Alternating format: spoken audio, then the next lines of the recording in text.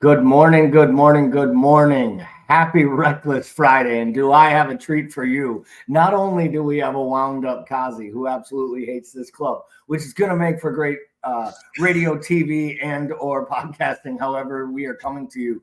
But we are also, hopefully, we will be joined by Anon at some point. And you know it's reckless. Speaking of reckless, you you can zoom that thing back out, my friend. But speaking of reckless, not only is it on here, it's reckless when Timuchin leaves on a day like today and puts me in charge of these two. So I can imagine where this is going to go. Been a quiet week on the transfer side of things. We are going to get to that. We are going to get to Liverpool stuff here, guys. But in effort of making sure we talk a couple other topics around football, we're going to talk a little bit about the league, some other transfers. We'll talk about a club that's doing business, throwing people out, just putting – I think by the time the season starts, Chelsea will have more people exiled than we will have signed, and 2 or 3 that we might want to sign. So maybe we'll talk a little bit about them and whether we should maybe go look for one on the cheap. But some breaking news this morning, and I really wanted to pick your brain here. Bellingham's going to be out till mid-September, maybe longer. He's got plantar fasciitis and looks like it's caused some problems in his right leg. The reason I ask you is when a big money move, and we wouldn't know what that is because it's been a long time since Liverpool signed to anyone, let alone a money move. When someone like Mbappe comes to a club, what type of period for a manager with Ancelotti's experience, like the performance they put in against Mallorca on the weekend in the first match was really atrocious. They didn't look up for it. It was lackluster. Kazi, I'll start with you. Do you put that down more to one big piece that they waited for 4 or 5 seasons, maybe upsetting it a little bit? Or is it just guys like Rodrigo and Vinny Jr. and Tuchemeni and those guys just need to learn how to bet into a player of Mbappe's quality? It's a good question, man, because you're adding like, you're adding like a cherry on top of the very much voluptuous cake in Mbappe. But I don't know, man. Listen, it's still early days. You know what I mean? I'm sure it's going to click, and eventually they'll just win the Champions League by pretty simple anyway, because that's what they do. But yeah, I mean, and the Bellingham thing, it does get to a stage of what, Jurgen talked about for 4 or 5 years, what the lad's playing too many minutes and the lad's playing too many matches. And Bellingham is 22 years of age, and I think he's had like the same amount of minutes of like a 27-year-old would have had like 15 years ago. It's like, it's crazy. The amount of games that these lads are playing. So you're going to see a lot more these lads coming in early, finishing early. Wayne Rooney was finished at 31, played when he was 16, finished, couldn't run. And 31 is kind of like a young age, really, for a human being, especially as a man. Even in football, even in modern science, it's still a young age. But if you come in at this young age, is like a guy leading Birmingham in the Championship at 16, 17 and being their best player, and then going to Dortmund and challenging for league titles at 18, 19 and being the main man, really. You're gonna suffer the consequences of that. I think Liverpool kind of knew that anyway. When I know Liverpool were close, I'm going to say tentatively linked with them. That I think you're going to sign a player and probably might be done at 29, 30. I hope not, because we all want to see him play till a very long time because he's a special footballer. But in terms of Madrid, mate, they'll just get it together. They'll find a system that works. And that's one thing I would say about Ancelotti. He doesn't really have a style of play. He kind of walks into a club and goes, well, these are the lads I've got to play this way. He did that at Everton, really. He walked in, signed James Rodriguez, and went, well, he's the best player by a country mile. We'll just give the ball to him and let everyone else do their work. So I think they'll find a way to work Mbappe in, mate. How can you not? Yeah, well, and obviously I'm not going to think that he's going to be an absolute flop. I just wonder at some point, Anon, do you see that front three being – I mean, in some ways the Bellingham injury might be, to Kazi's point, a little bit of a blessing. It gives him a little bit of a break with way too many minutes. It'll keep him out of both the England friendlies, which are, let's call them what they are. The Nation League is a friendly when you play in World Cup and Euro finals or semifinals and forward. So it keeps him out of those. And to be honest, it allows them to continue to play Valverde, which they want to play, and not sacrifice either Vinny Jr. or Rodrigo. Because to me, I keep questioning how all 5 of those players can play in their best 11. And that's probably because they have 3 best 11s in that side that could start in Europe. Yeah.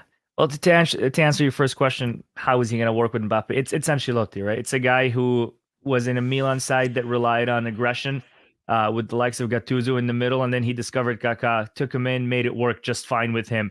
He's a guy that can take any 11 and make it play the right way to win, and that's really what he cares about. Just kind of like what Kazi said, we don't know what's his play style. We just know he knows how to make it work with the players he has, and that's the thing, yeah.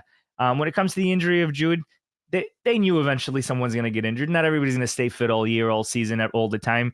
And it's an okay time. It's a gelling in time for the guys. That's one. And two, in a few weeks, they're going on a random ass international break in fucking September. So they'll be fine. And it's good for him that he gets to miss out on the friendlies, like you said, that he's going to play for England. So I don't think it's time to panic for Madrid. Matter of fact, 11 men will kick the ball. 36 teams will kick the ball, and at the end, Real Madrid will win the Champions League. So everything's going to be okay. It's a good point. We'll have plenty of time to talk about the crazy new Champions League format once the draws come out. We can look at the 18 group games and the crazy 11-person brackets it has. It doesn't make any sense to me yet, and it probably won't for a while. We got a few people coming in here through the comments. We'll update here. Big up, where's my guy? We fired him. Don't worry.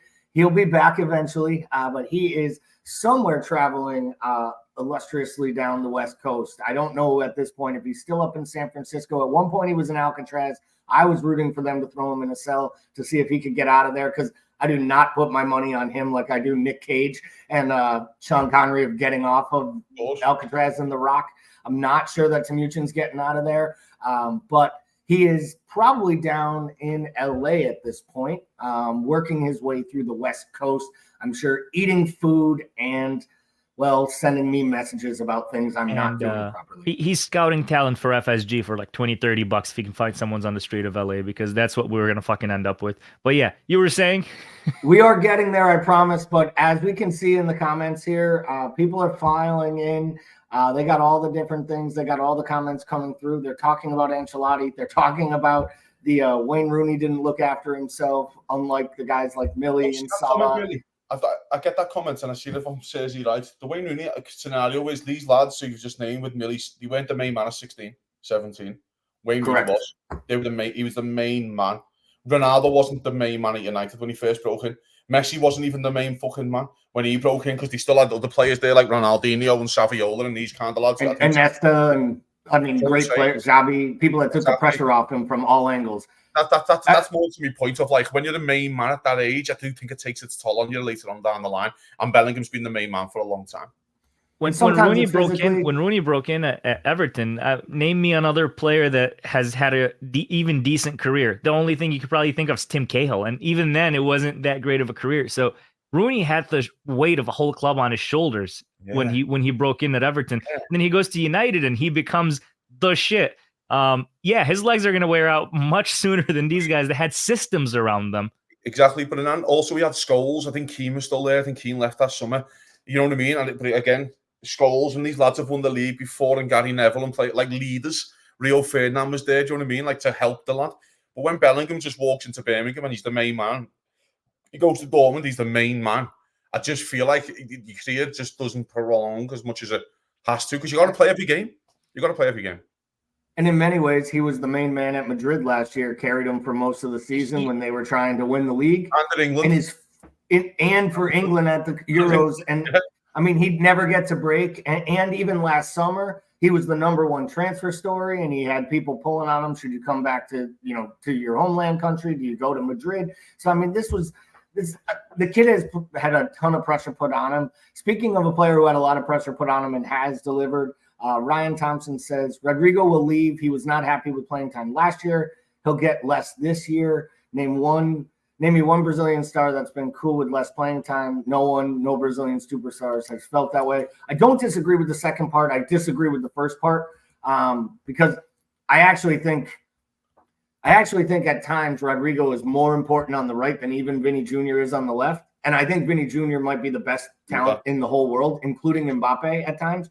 But I think Vinny Jr. has to be on his game mentally and physically. And I think you can get him off his game. And as soon as he's off his game, he'll kick a fullback out he'll kick a guy up the backside the way Sadio Mane would sometimes when he'd lose it.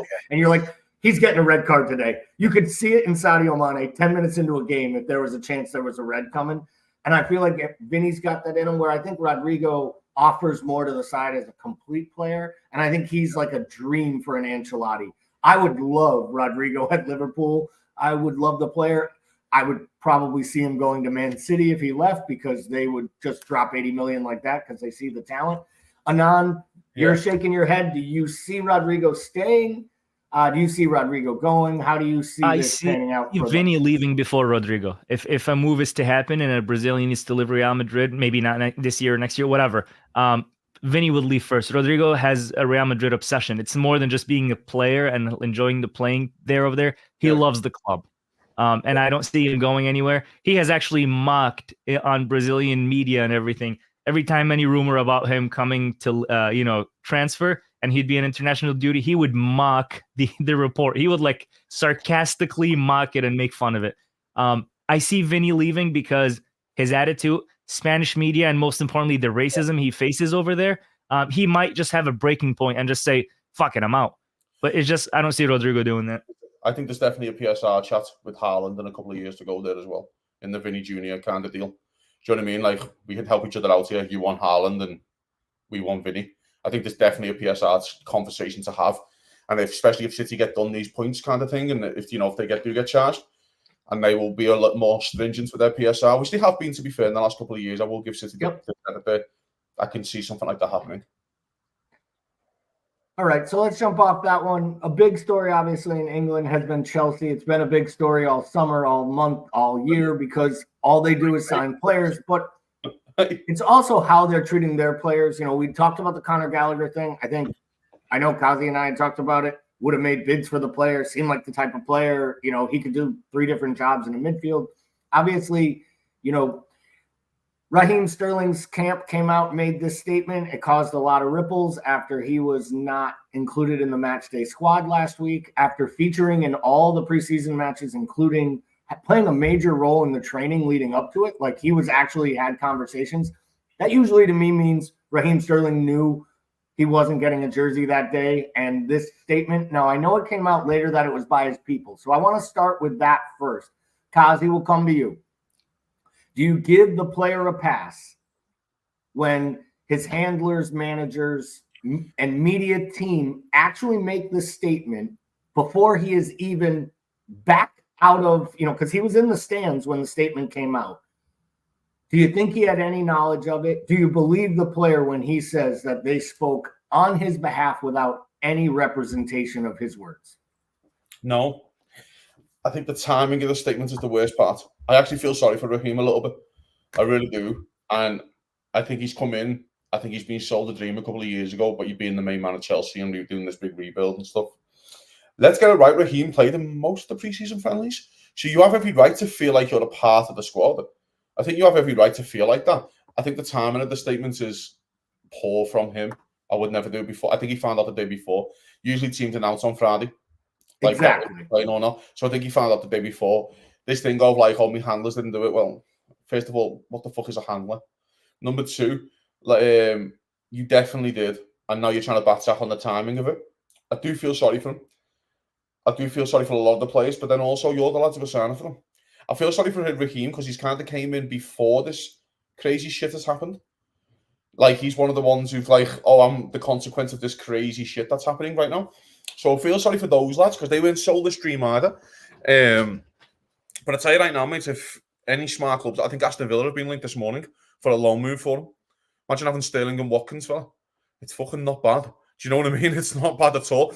That's one way, if you're Liverpool, I'll be like, I wasn't worried about Villa at all, but if you get a Sterling and you start getting 15 goals off your left wing, it's like, fucking hell, maybe you can compete in all competitions and that top 4, you know what I mean? It starts to be a bit more of a... We add more names to the top 4 challenge, and that's a big question.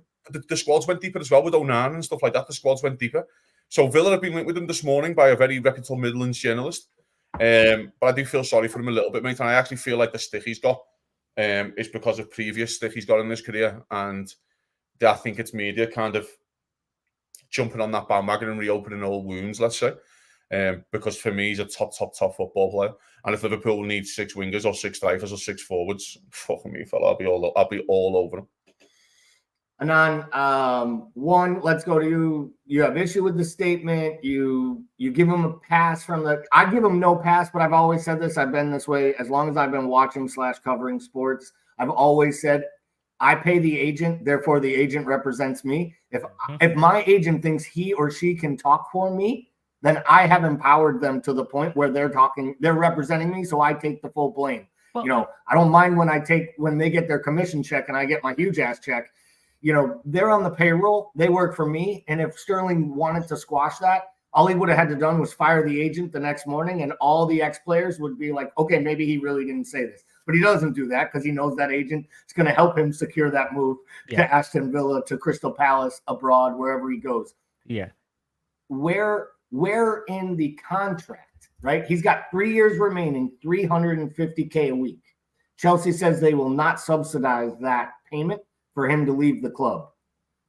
Is that a threat by Chelsea, almost calling the bluff, knowing the player's already turned down big money to Saudi, knowing he wants to still play football? Like, why would Chelsea make a statement like that when we know Chelsea's basically paying half of Europe to take their players?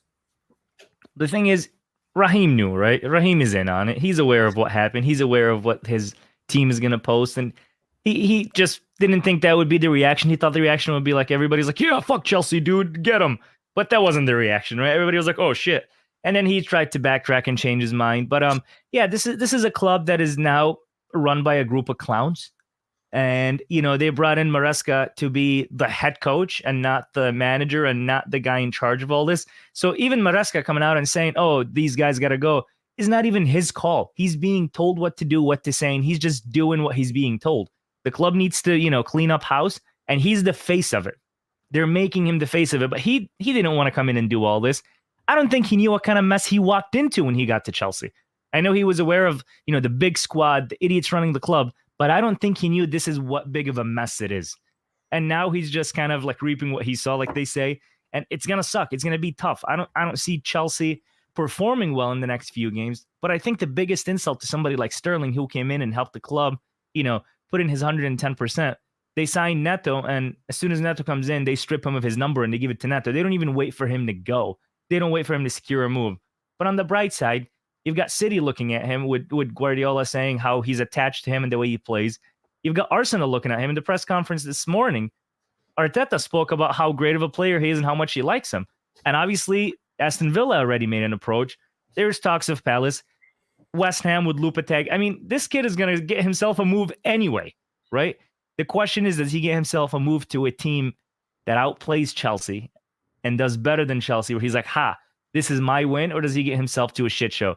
I think Arsenal makes sense for Sterling. I heavily believe Arsenal makes sense. Can you imagine Saka and Sterling on the same side? This is a lot of pace on one team. And I know Sterling isn't the same. The T-Rex run has slowed him down. But I think Sterling and Saka on the same side, this is a dangerous squad. And this is a team that's out there looking, to win trophies. So why not strengthen your squad? And if you've got somebody like Sterling available, fucking go for it. We wouldn't take him because, we've got enough wingers and we've got enough players out there. But we don't. Arsenal can use him. Yeah. Unreal.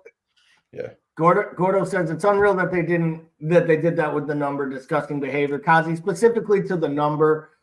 Yeah. Obviously there are certain numbers at every club that hold different levels. And I think the number 7 in England holds a true, it's an honor at any club that you're at. We both talked about how much our admiration for Pedro Neto is. So I think we both agree that he might be the best of the lot that they've signed in the last year or two, in my opinion. He's up there as one of the best. Oh, excuse me, Kazi. Other than that wonderfully blonde man they got from Leicester City, Dewsbury Hall. He's going to just change it all. But I didn't make that rhyme. But do you think the number thing more the slap in the face, or was the number thing really the way to make Raheem know, like, there's no way back here? If we take an iconic number off you, you're basically never getting another jersey, because there's reports now to Anand's point that he's balking because he's Raheem Sterling at Villa because he doesn't want to live in the Midlands. He doesn't want to leave London, and that he actually made it known that he would consider Crystal Palace before he considered Aston Villa, even though they're in the Champions League. Now, I think that's really to say, come and get me to both West Ham and Arsenal. Yeah. Where do you think he ends up when when the music stops and the chairs are pulled? Where is Raheem Sterling probably sitting? Arsenal, probably. I think there's definitely a loan move there. That if you're Arsenal, you look at your left-hand side with Martinelli, who I'm a big fan of, by the way, but he has his injuries. He's very inconsistent. I'm still waiting for him to go up that extra level. He's actually the only player I've actually ever seen roast Trent consistently. Is Martinelli. And then you look at Trossard, I would say Sterling's a level above both of them, in my opinion. And what he does deliver, mate, and always, he's not the most pleasing football player to watch in the world on the eye. Sterling, he's very untidy. He's a bit like Mane in a way, where he's a bit untidy with his touch, and it just doesn't look fluid. It just doesn't look like a nice football to watch. You know what I mean? But what he does do is deliver numbers. What he could do for Arsenal's left-hand side, as Anand said, with Sterling, Saka, and then your Jesus, so you have it up front. It is worrying. It's worrying if, you do it. And I keep saying this to other people with Liverpool, and I get the Sterling situation. I understand how he left, and it wasn't great. But also, I think he was still proved correct. Like, whether we like it or not, he was proved correct to leave. Because that season was a shit show of a season, 14-15. I do feel like if you are going to challenge on all four fronts with the extra games in the Champions League, with a potential playoff in the Champions League if you don't finish in the top 8, that you need 6 forwards. And the one thing that these lads can do, especially Arsenal, if you're adding Jesus, Saka, Havertz, Sterling, Martinelli, Odegaard, it's fucking potent. It really is. And I just want to give a quick shout out here. Red and White Yank said liked and subbed, which I'm assuming that just means he's a youngin, which means he's subscribed because they can't be, ours to type all letters out on words. But thank you very much, Red and White Yank. We're glad to have you here. Come back often. Bring your friends, drag them over to the site, get them to like and subscribe as well. Let's transition over from Chelsea here. There was the comments as well. I had brought this up on the screen. This was something I had seen this morning. I didn't realize that basically Arteta was basically like his biggest supporter when he was there. He tried to get him at Arsenal before, but City wasn't willing to send him there because Chelsea was willing to overpay and give 50 million for him and allow them to profit. So there's probably some smoke to this fire. I do question whether Sterling might be a little nervous about his playing time there and what he's just gone through at Chelsea, but I'd like to think he'd back himself. And I'm with you. I think him and Martinelli on their day, depending on the team they're playing, it's probably a toss-up. A little more composure in Sterling. I think a lot more maturity. I think there's more of a match winner inside of Martinelli, but we haven't seen that in a while, and he's been hurt. So, the Martinelli of 18 months ago looked like a kid who you wouldn't drop. Nowadays, he's been dropped for Trossard to start this year, so it'll be interesting. But dropped though, mate. I think drop's the wrong word. But with it being so many games, and you want to try and challenge on 4 fronts, rotate it with the Champions League, mate. If you win all 4, you're gonna play 68 games. You'll probably start 30 still. Do you know what I mean? So it's not like, do you know what I mean? It's not really drop anymore. Like back in the day, of course, when it was only like 45 games, 50 games max you could play in a season, then you could feel like more of it's a drop. When you get like 65 to 70 games, mate. You know what I mean? It doesn't feel like a drop anymore. It just feels like, it's rotation and we actually need this. And it's a good point, and they need to. I mean, for as much of the progression and as much credit we give Arsenal for incrementally getting closer to City and looking like a team that can compete, they have gone 2 complete seasons without winning a trophy. So it's not like they're bringing home silverware every year where Chelsea's this train wreck Chelsea team has been in 3 of the last 4 domestic finals. Even with the train wreck they had last year, like people are like, Pochettino's a bum. He took them to the League Cup final, and they outplayed us for moments of the match. And if it isn't for a skin tight offside call and Cole Palmer really putting in one of his only stinkers of the whole season in that match when they really needed him. So let's talk about Liverpool a little bit. We do. We're gonna start with the press conference. Arne had his press conference today. I don't know if you guys heard it. It was about 12 and a half minutes of ball washing. Thank you to the Liverpool media for making it as easy as humanly possible. Now, I will say, a lot like Ange at Spurs, the guy is so likable for the fact that he answers every single question, like really answers them and tells you honest things.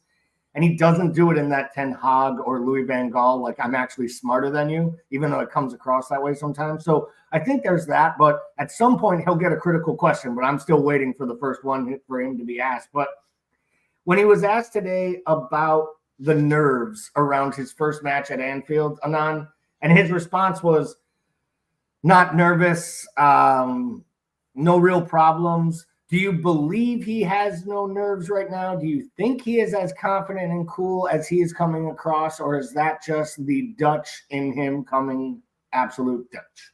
Let me say this. After the Sevilla game at Anfield, he was asked about the atmosphere. And I'm going to say it, and I'm going to say it again about today. I did not like his answer.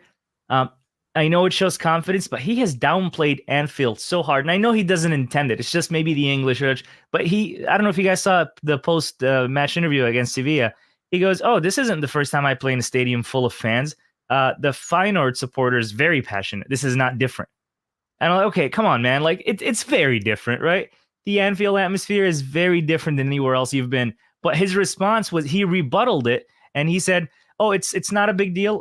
In Holland, in the Dutch league, all the fans are very, very passionate, so it's the same. Nothing new for me. No shock, no surprise. And then he starts talking about the game as if she didn't just ask him about Anfield.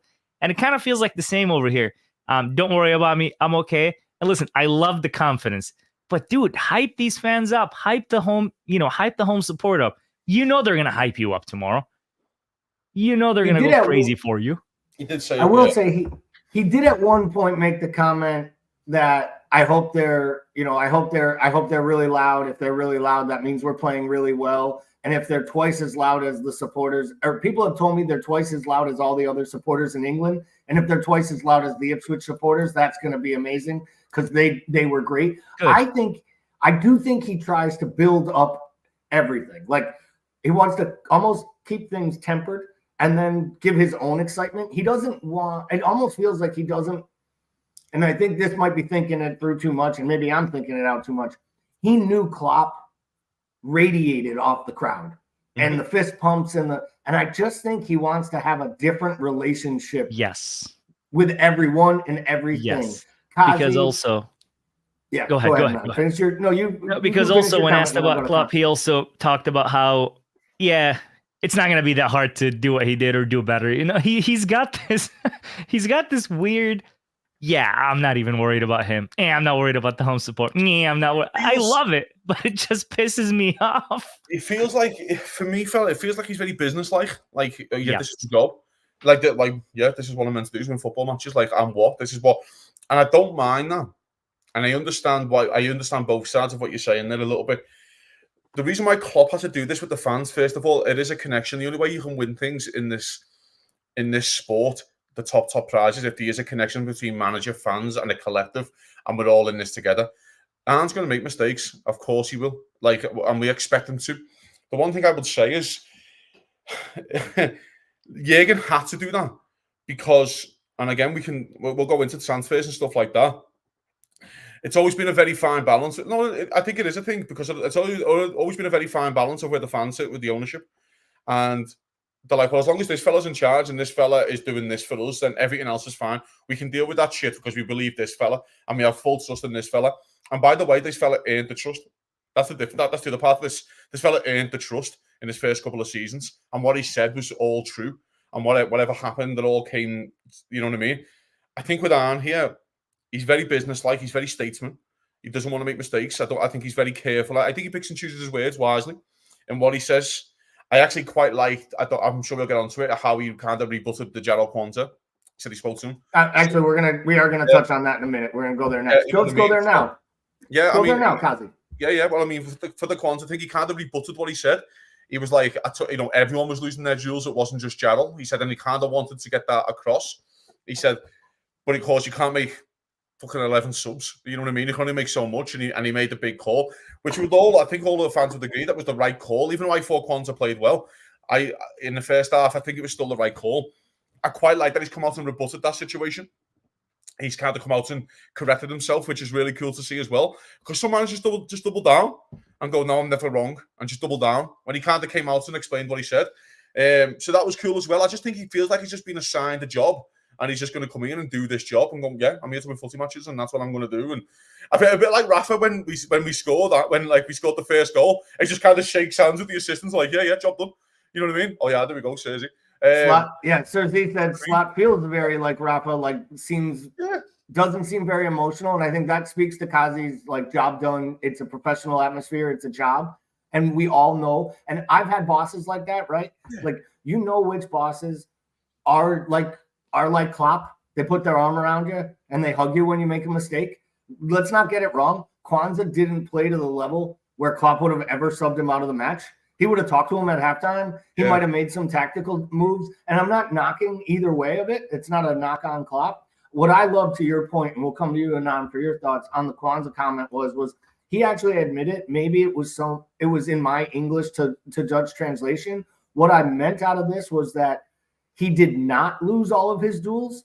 And in English media, you heard he lost his duels. And then people went to the stats and they're like, no, he didn't. He said, but the ones he lost were to the one guy on the pitch who was causing us problems, which was Delap. And you called it during the pre-match show, Kazi, that if there was one guy, you're going to lean on Kwanzaa. You're not going to lean on Van Dijk. And we all said Konate had a shit summer, and we weren't lying. He did. But he got an opportunity to put in a 45-minute good shift, and he didn't really put a foot in wrong. I think one time he was a little over-aggressive in the tackle. But so what? That's what makes him him.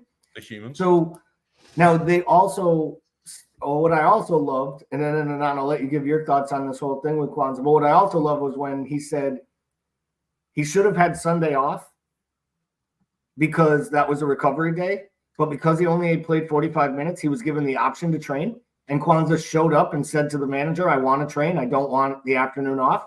And he said, and that's the exact attitude I want for a young player, to come back and want to play and be there and earn his job back. Now, unfortunately, sounds like he picked up a knock on Tuesday, and that's the protect them against themselves thing. But he got that knock on Tuesday. It sounds like he missed training Wednesday. That led to the Gomez conversation. So first and on Kwanzaa, both the substitution, how Slot handled it, and clearly how he handled it with the player in your eyes. Positive, negative, wish we didn't know about it.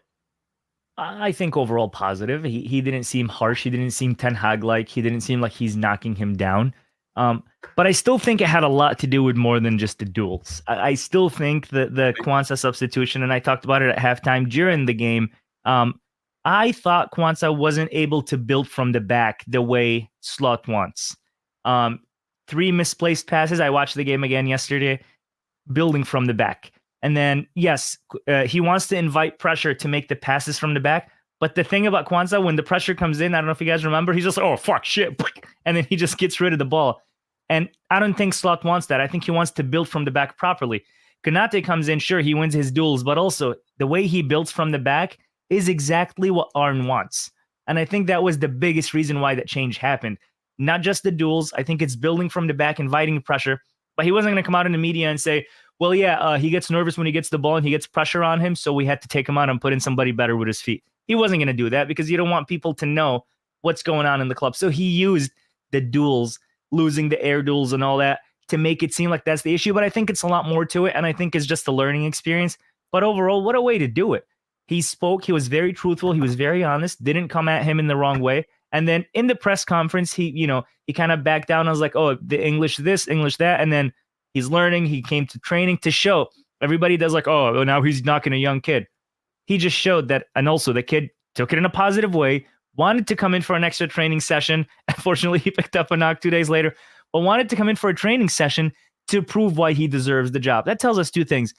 We have a really good man manager, but also we have kids like Kwanzaa that want the job, that want to fight for it, that love what they're doing and only want to improve.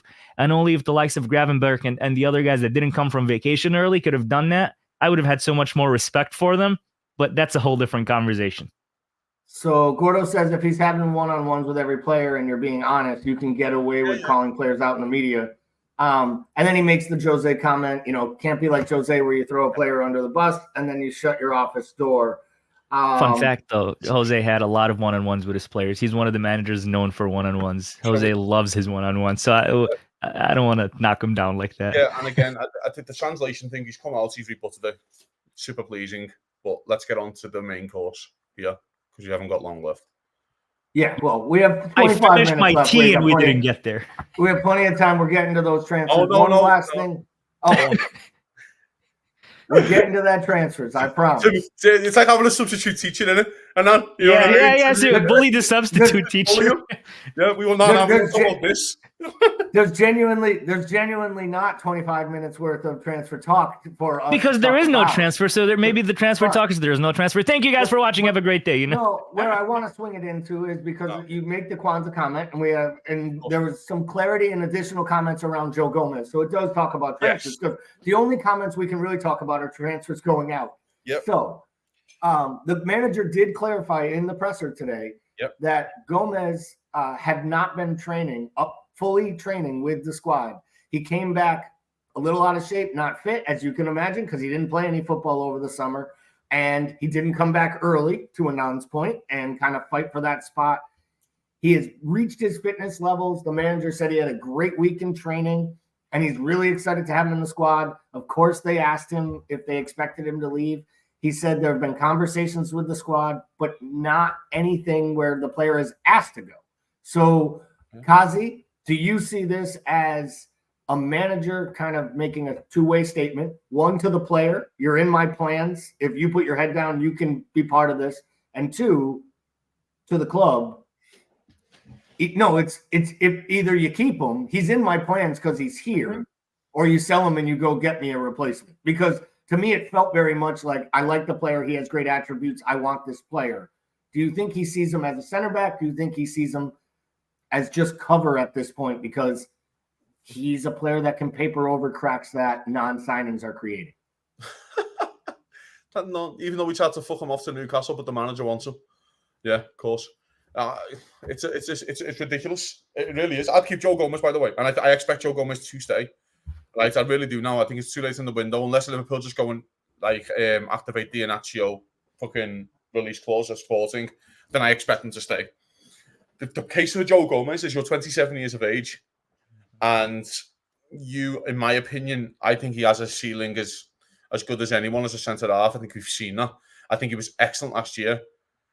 I would be amazed if he's in the squad, or if he is in the squad, I'd be amazed if he gets on the pitch, unless Konate or Van Dijk get injured.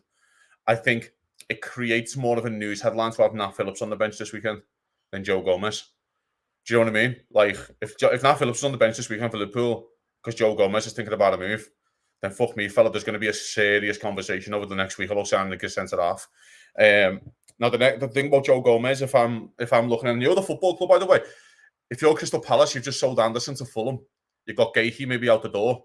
Then you can probably walk into Palace and be the captain and go, you know what? I can go back to London because he's a London boy. I know he's been up at Liverpool for a long time. I can go back there. By the way, a progressive football club who looks like they're making good signings and making good headway, play really good attacking football. He'll look like a fucking Rolls Royce in that team, by the way.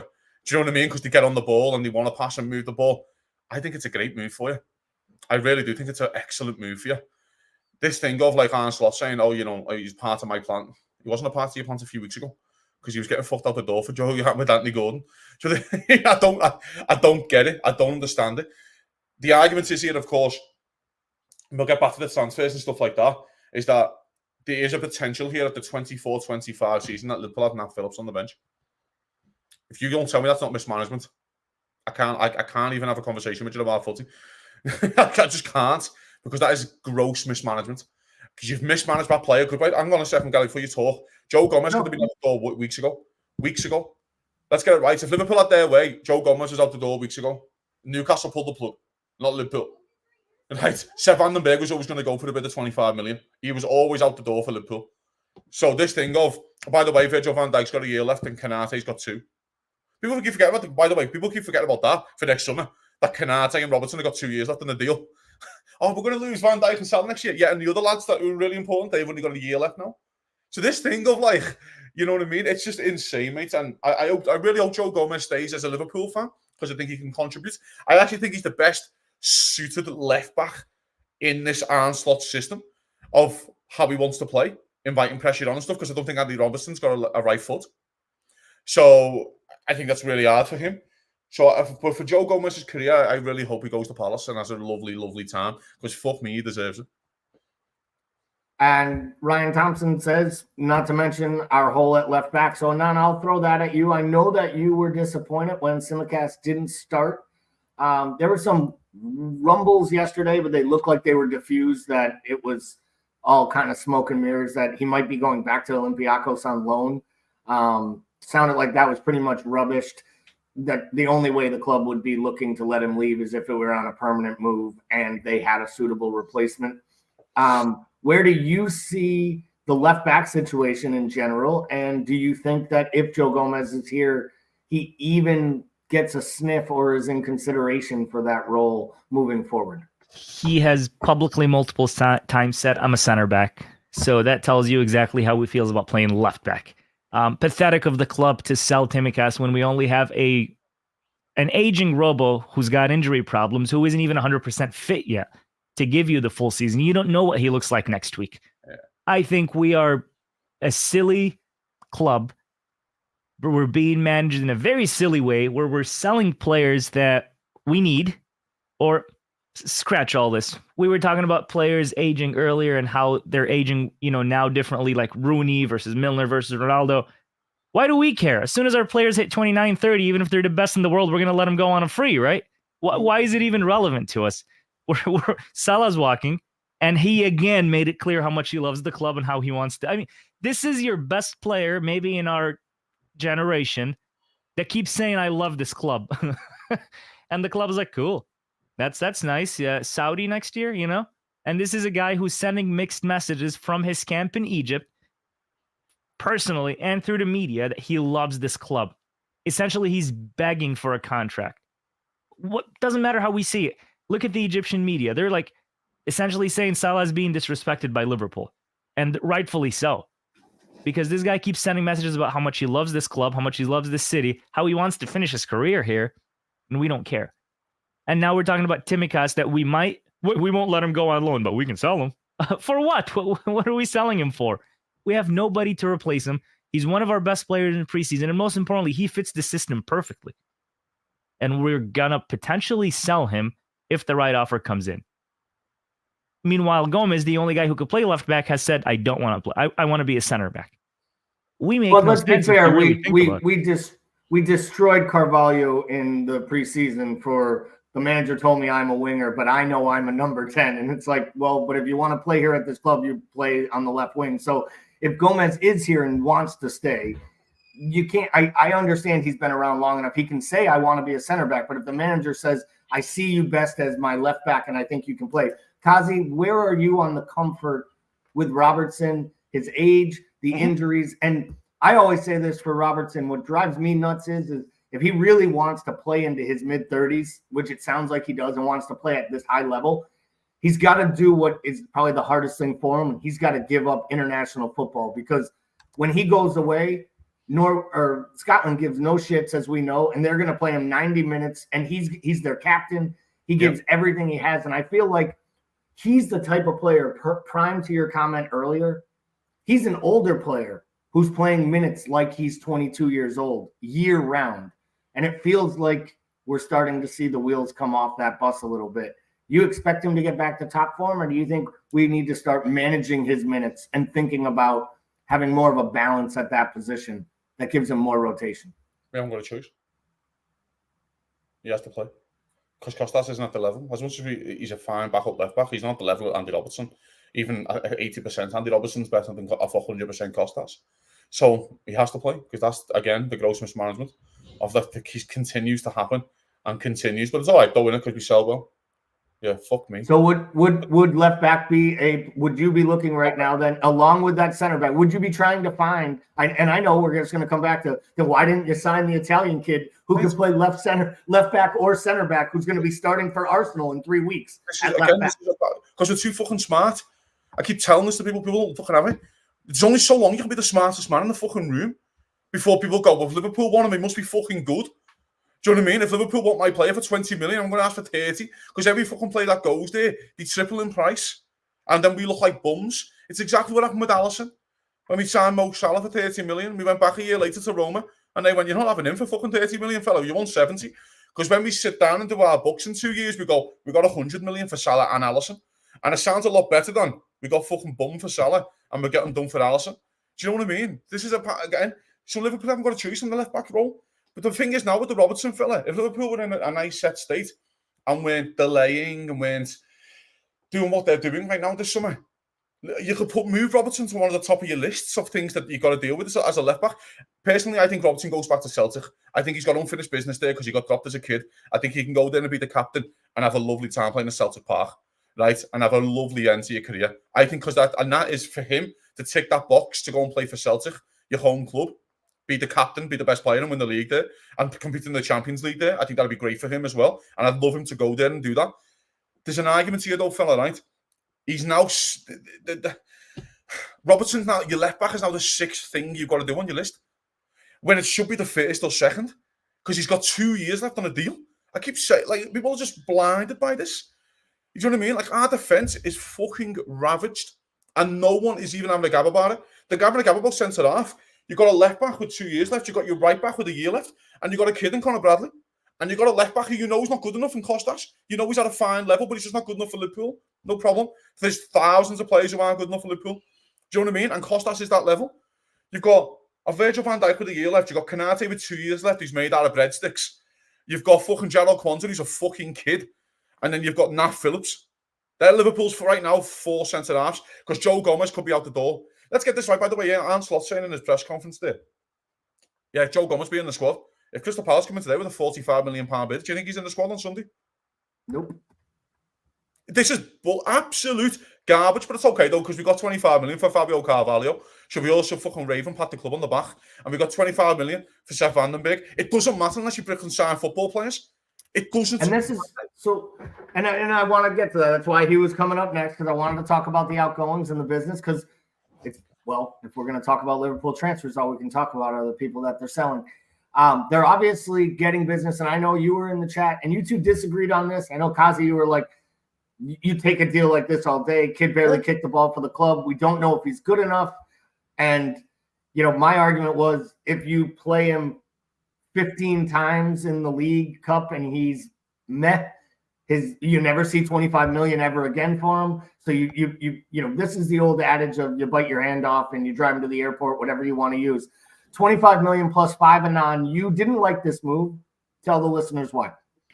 Not because he's a great player, but because we don't have any center backs. Honestly, I'm happy with the money, but let's be real. What the fuck are we going to do with the money? No. FSG is going to do whatever they want with the money. What are we going to do as a club? To me, Sepp, the only reason why I wanted Sepp to stay is we're one Van Dijk injury away from Nat Phillips starting at United. We're one Van Dijk injury away from Nat Phillips running the, center back for God knows how long in the Champions League and in the Premier League and in the Carabao Cup, everywhere. Is that what we want? That's really the question. I got no attachment to Sepp because let's be real. We didn't see him kick a ball for Liverpool much, right? But exactly. He's what we have. People aren't realizing something huge. In December, Salah and Van Dijk can start listening to offers from clubs all over the world. You don't think the Saudis are going to come in with $500,000 a week salary offers for these guys? You don't think PSG is going to call Mo and say, "Hey, buddy, it's your boy Nasser. You ready to go?" You don't think these things are going to happen in December, January, and how that's going to disturb our season? These things, people don't look at them because, we're living in the moment.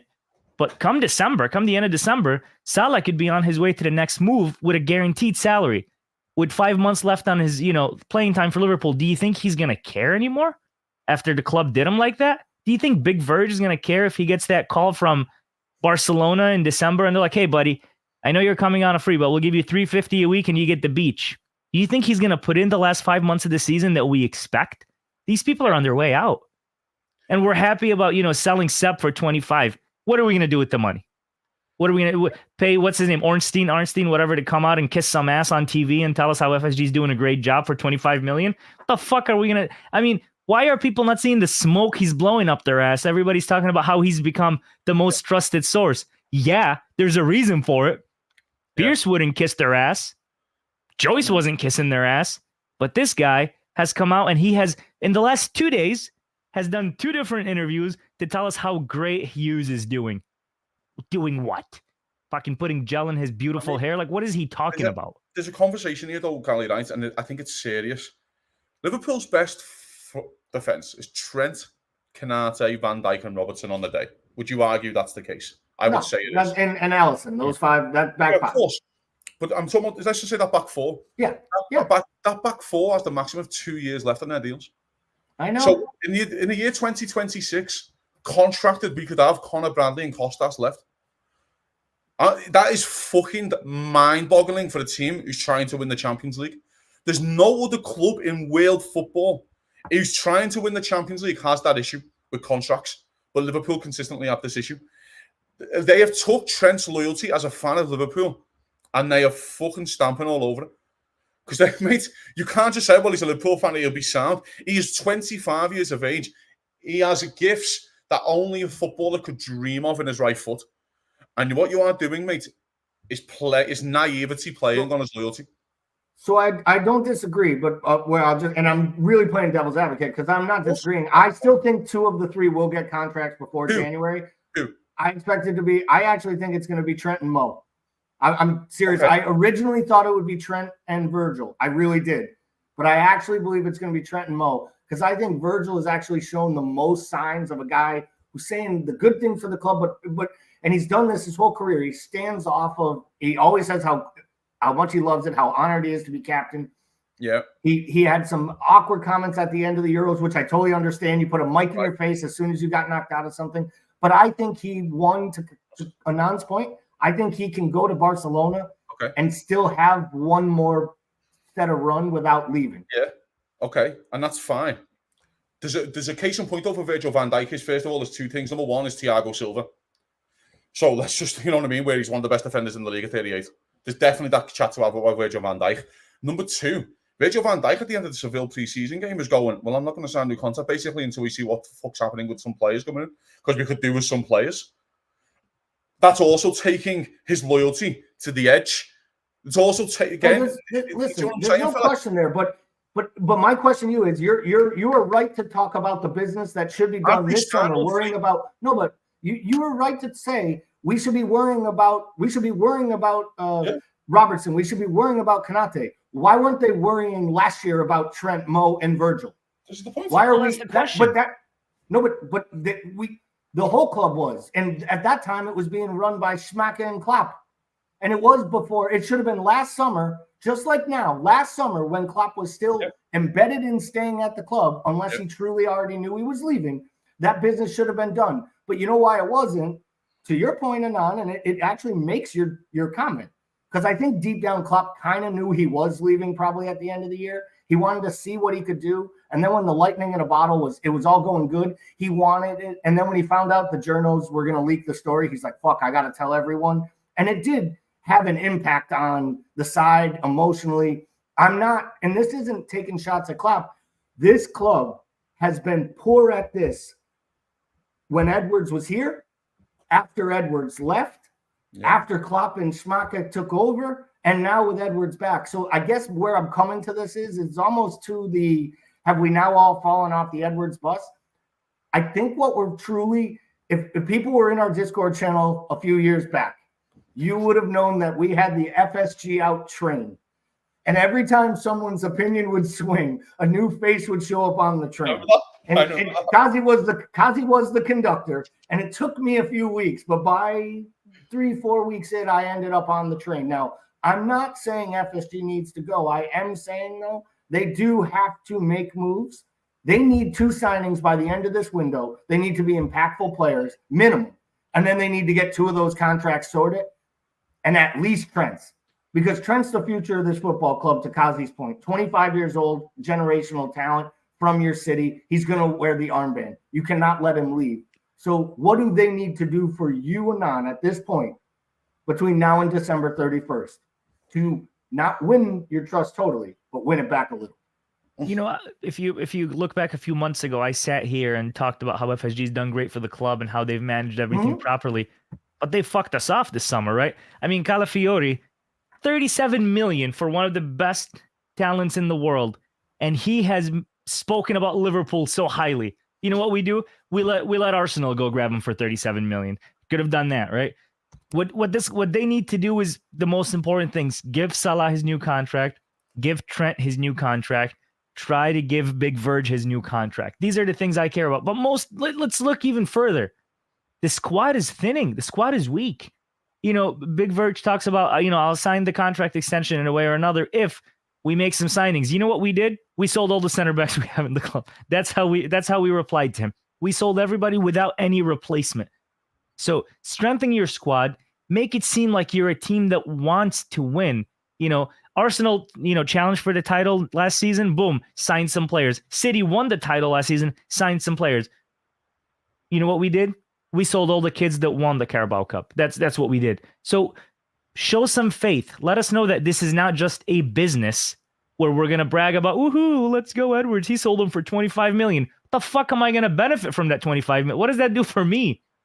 Sign some players. Show some seriousness. To the Carabao Cup comment, I just keep coming back to, these aren't players that I think we're ever going to play at Liverpool regularly. And then I think they did good business. They got sell-on clauses. And they have the rebuy on the one player that everyone was worried about that went off to Salzburg. They can get him back for, I think that, and Bajcetic, there's talks of him going out on loan. I'm torn on this because I actually think he's a real big talent and probably could use a year on loan, playing a lot of minutes. Yes. But I also think right now our squad is so thin. Right. We can use him. He'll probably get more minutes, to Kazi's point here. I do want to get your guys' quick thoughts on Brentford as we're up against it here. Not even the predictions or anything. Kazi, do you expect the same lineup? Basically, you roll out the same 11, just Konate starting for the knock down Kwanzaa, or do you think maybe he makes a change in midfield or somewhere in the attacking third? No, same 11. I would love him to start Kwanzaa. I would fucking love him to start Kwanzaa. To go, that was just your little mistake there, do you know what I mean? Blah, blah, blah. But then do Konate and United. And bang into the idea of basically Kwanzaa doing an hour at Brentford, getting Konate 30, then doing Konate and United. Just to basically fucking get that fucking... Okay, that's dead and buried now because it started Kwanzaa. It's just dead and buried. Forgot. You know what I mean? So I'm bang into that. I think he does the same 11. I think if the manager wants to know about the Anfield atmosphere, fella, wait till fucking Brentford take a 1-0 lead or Carvalho scores. Because fuck me, fella, you'll learn something. I'm genuinely serious. You think honestly, it's... I think most of even Liverpool, like people in Liverpool, fella, I think we're on an knife edge a little bit here about these outgoings. I think we have no issue with the players who are leaving, by the way. I think we have an issue with the players coming into get this squad bulked out, because I want to compete on four fronts. I don't know about you, lads, but I really fancy winning 4 trophies. You know what I mean? So, the Brentford game's big for him because Liverpool need the result, of course, is to keep up with it, in the title race, if that's what you want to be this early on in the season. But Liverpool need the result just to fucking calm nerves. Like, you know what I mean? You need another big Gravenberch 45. You need that 45 for the fucking whole 90, by the way. I need Gravenberch to do that for the whole 90, and I need Szoboszlai to step up for the whole 90. I need these lads, you know what I mean? We need a big 90 out of them to sit there and ease some fears. If Liverpool go out and win 2-1, everyone go, it's still early days, and Brentford have loads of chances. I think everyone will be still shitting themselves. Liverpool, especially the board, could really do with a nice, comfortable 3-0 win, where Liverpool just keep 70% of the ball. They could really do with it. You know what I mean? And I think they might get that, to be honest. Anan, what do you see lineup-wise? Any major changes? Would you make a change either in midfield or in the attack? Yeah, I'd love the idea of keeping Kwanzaa in there. I would love that. That's such a good look for the manager, but also push of faith for the player, for a young guy. And if it doesn't work out, you've got another 45 minutes to make it work. You've got 30, you've got 25. Fun fact, some of the best signings for Real Madrid's history have been free transfers, whether it's Schuster or it's been Alaba or Mbappe or even McManaman, right? And come December 31st, Trent's going to get a call from Jude.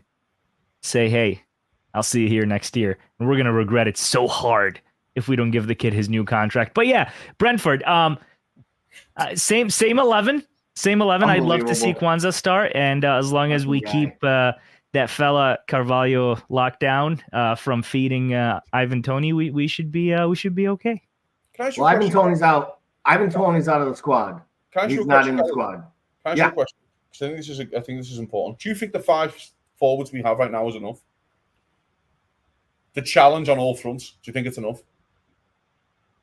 No. Well, I'll say this. I think the 5 forwards we have is enough because I don't believe that you will rotate Mo all season long. I think he plays almost every minute of every game. And I think the other two give you enough depth. I also think that you could play Soboslai as cover for Mo.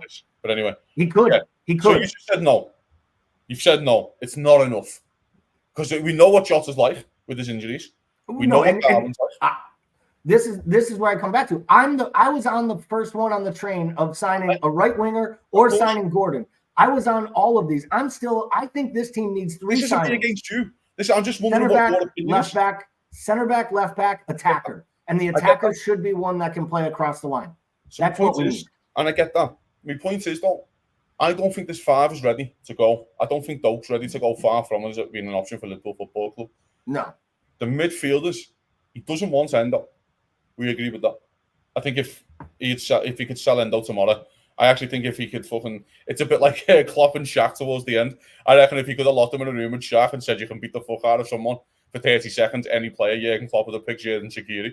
I went out wanting to beat the fuck out of him. I think because he already knocked Simicast in the face. Gave him a black eye before he even got on the pitch. I think if you ask Arne Slot, if I could lock him in a room with any player, you can get away with fucking beating the fuck out of someone who's going to be. He'll pick Endo because he's just doing his head in training. Like, he'll really annoy me. Like, I think it could be a bit of that. And I actually look and go, if you do Pashesic, I think you left with like 5 midfielders who were like really good options. Like, Naoni's not an option, so let's get that out the way as well.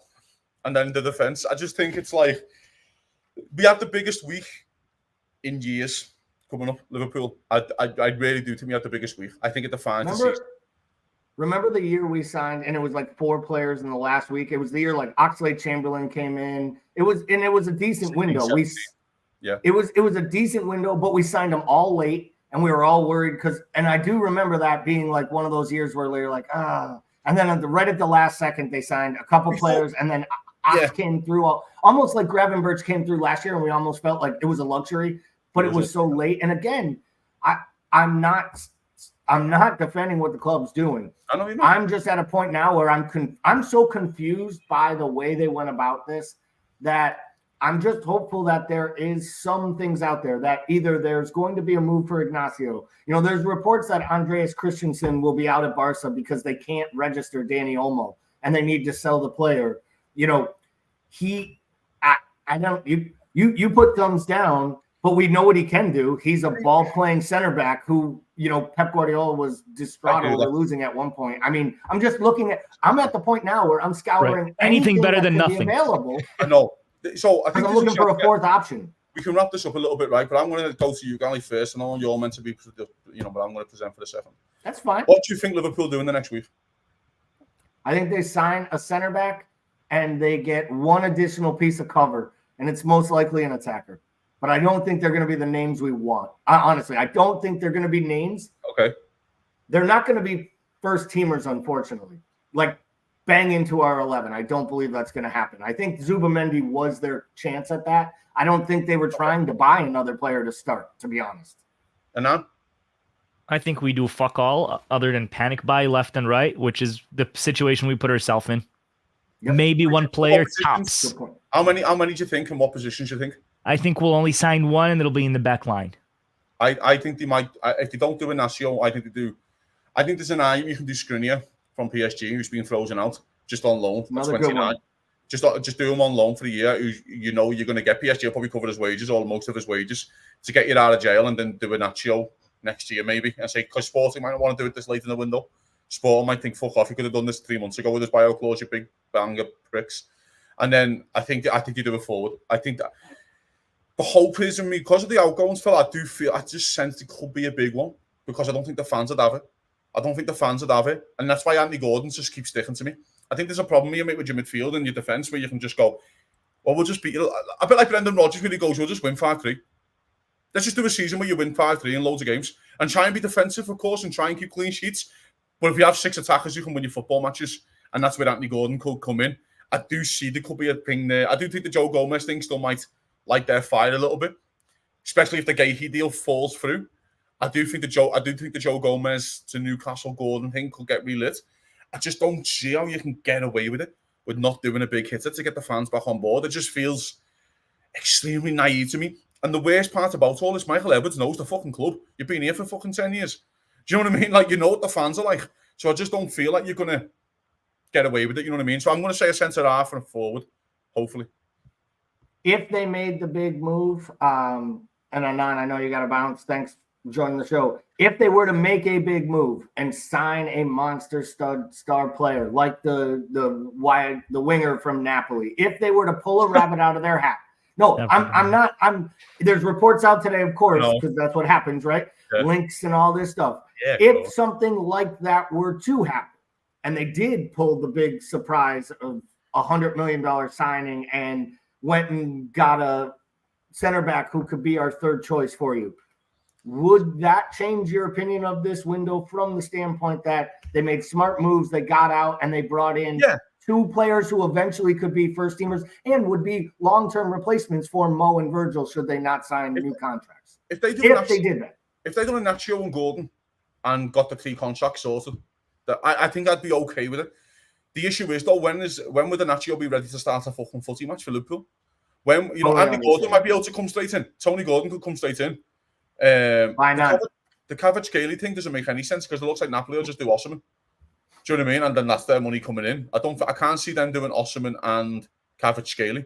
I just can't see it. But I do see, if you do a Nacho, I don't know when you can start, which is fine because you still have enough centre halves. But I do think Gordon could start straight away for you.